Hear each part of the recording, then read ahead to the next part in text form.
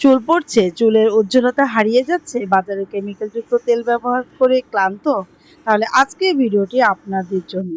আসসালামু আলাইকুম, দুরাইস কিচেনে সবাইকে স্বাগতম। আমি খুবই ঘরোয়া উপায়ে তেলটি বানিয়েছি। আমার তেল বানানোর জন্য নারিকেল তেল আর সরিষার তেল লেগেছে। তো আমি তারপরে আমি ঘরোয়া আমি আমার ছাদ বাগানের গাছ থেকে অ্যালোভেরা আর কারি পাতা নিয়ে এসেছি। আর সাথে আমি পেঁয়াজ কুচি, রসুন কুচি আর মেথি, কালো জিরা আর আরো অনেক উপকরণ দিয়েছি। সেটি হয় আমি আমি আমি দেখাতে পারি। তো এরকম আপনারা তেজপাতা, তারপরে জবা ফুল আরো অনেক উপকরণ। আমি অল্প কয়েকটি উপকরণ দিয়ে তেলটি বানাই।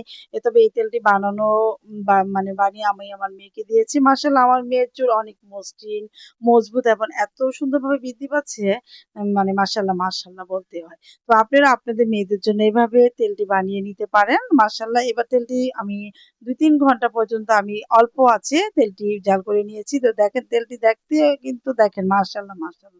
তো আপনারা এইভাবে আপনাদের এরকম তেল আপনারা আপনার জন্য আবার নিজেদের বাচ্চা থাকলে তাদের জন্য তৈরি করে নিতে পারেন। হ্যাঁ? এরকম তেল হলে কিন্তু মাশাআল্লাহ চুলের গ্রোথ খুব বৃদ্ধি পায়। তো দেখেন দেখতেও কিন্তু দেখেন মাশাআল্লাহ দেখতে অনেক সুন্দর। তাই না বন্ধুরা? তো আপনারা আপনাদের জন্য এবং আপনাদের নিজের সন্তানের জন্য এভাবে ট্রাই করবেন। ধন্যবাদ।